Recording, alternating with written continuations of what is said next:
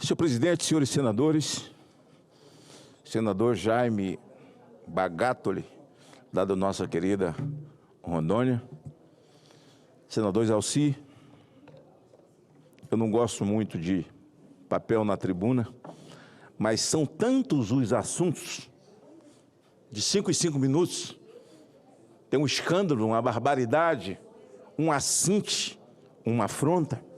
Eu queria falar da afronta ocorrida ao ex-presidente e, segundo um jornalista da Globo, Jair Bolsonaro é o ex-presidente em atividade no Brasil. Porque o presidente do Brasil é um encastelado que não junta ninguém, é um viajante contumaz, é um Lula Tour, Janja Tour, e com uma comitiva enorme. E eles até foram lá agora no enterro do Papa, e teve até nomes que embarcaram na comitiva e que foi abafado, escondido, para não aparecer na comitiva, mas essas questões que envolvem o ministro do Supremo, eu vou falar outro dia.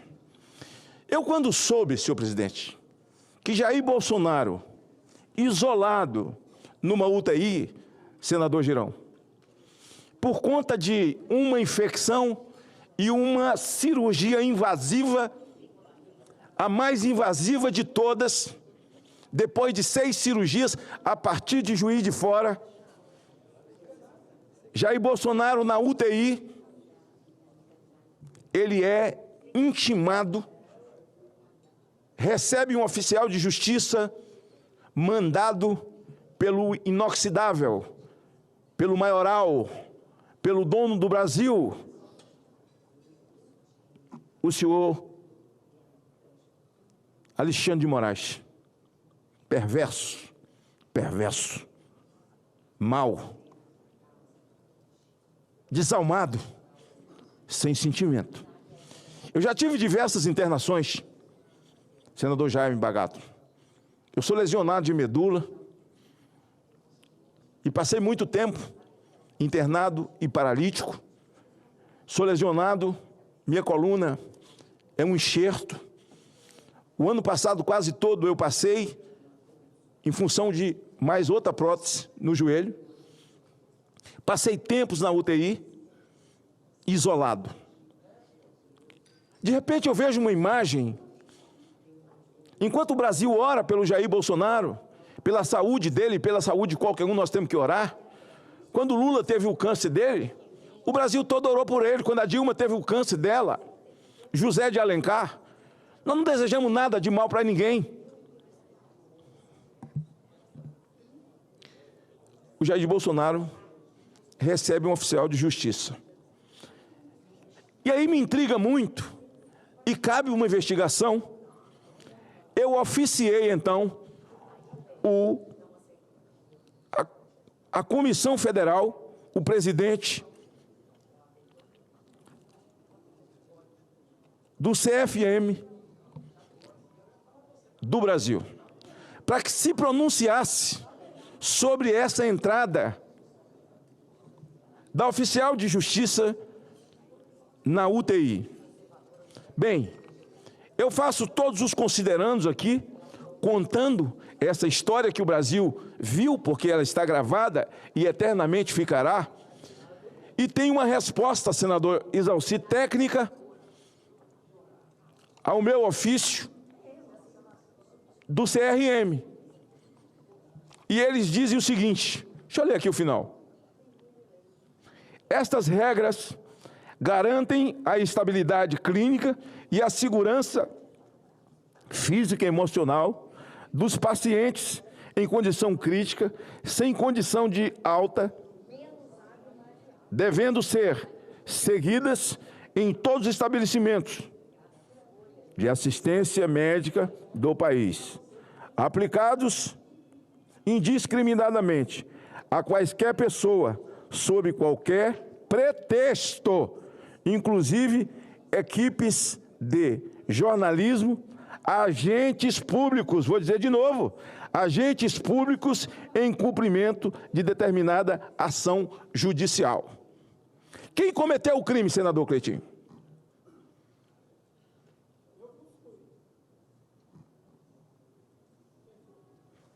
E ainda tem gente que não fala aqui na tribuna, mas fala nos seus estados, que tem 3 ou 4 senadores que falam mal da casa. Não é falar mal da casa. Falam do que acreditam, do que veem destemidamente. Ah, porque cria problemas com o Supremo. Não. Esse Supremo Tribunal Federal que aí está, não representa o poder. São apenas indivíduos vaidosos, cheios de maldades, e nós entendemos que a questão alexandrina desse imperador contra Jair Bolsonaro é algo altamente pessoal. Esse cara tem um fetiche por Jair Bolsonaro. E Jair Bolsonaro tem uma denúncia recebida por eles, por uma turma, não pelo plenário como um todo, e quero aqui aproveitar para parabenizar o Fux pela tomada de posição, o voto que deu e a aula que deu. Quando alguém é indicado aqui, o presidente precisa indicar alguém que tem o quê? Saber jurídico. E vida e moral, passado e libado. Esses ditadores do Supremo que estão aí agora, eles vivem, senador Cleitinho, como se eles tivessem nascido hoje. Nenhum deles tem passado. Eles acreditam no currículo. Alguns têm currículo, outros têm folha corrida.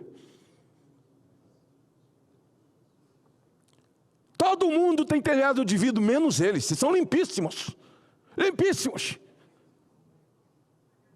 Mas o Fux deu uma aula de saber jurídico. Eu quero parabenizar o Fux. E quero parabenizar também o André. Eu estou falando aqui da questão do Jair Bolsonaro, mas é tanto assunto. Eu já ia quase entrando aqui no assunto do Collor. Que eles pediram a prisão do cara por causa da investigação da Lava Jato. Mas como assim vocês disseram que a Lava Jato não presta? Que acabou com a Lava Jato? Como é que eles estão prendendo gente na investigação daquilo que eles disseram que não presta? Mas isso é outro assunto. Eu não vou confundir os assuntos aqui. Vou continuar aqui. Agora, senador Irajá, jovem senador, imagine Vossa Excelência que está internado, e que Deus te livre de qualquer internação, por qualquer cirurgia invasiva a todos nós, e Vossa Excelência de repente recebe um oficial de justiça que abre a porta e entra, sem luva, presta atenção, Cleitinho, sem luva, dentro da UTI, com a roupa que veio da rua, sem uma touca, sem um aparato, como faz os enfermeiros e médicos, para entrar na UTI. A mulher entrou do jeito que veio da rua. Agora vem uma outra pergunta, senador Bagatoli. Quem permitiu a entrada dela? O senhor já foi visitar alguém no hospital, e eu também, senador Irajá. Para você chegar à UTI, tem algumas barreiras. O médico disse, olha, é tanto tempo e tal, fique um pouco longe, ponha a máscara e tal, ponha essa luva, tal, mesmo que seja sua mãe, sua avó, seja quem for. Entrar na UTI, onde alguém está exatamente para não pegar infecção. Eu quero saber desse hospital quem permitiu a entrada. Porque tem muitos bloqueios. Ao você ver a imagem quando a porta abre, é alguém que entrou de forma livre ali dentro. E violando a lei, violando o Código Civil, ratificado pelo Conselho de Medicina. Eles não querem prender Jair Bolsonaro. Eles não querem prender ele. Eles querem matar Jair Bolsonaro. Agora, eu aviso, Jair Bolsonaro não é mais um CPF para os senhores. Ele não é um CPF. E ele é muito mais do que uma ideia. Ele é a própria proposição. Ele é a própria proposição do conservadorismo de um país majoritariamente cristão. País de católicos, de evangélicos, de espíritas, de pessoas que amam a Deus, de monoteístas, que creem num outro Cristo, mas creem em Deus como monoteístas. Jair Bolsonaro não é um CPF, ele é a própria personificação de tudo isso que eu acabei de falar.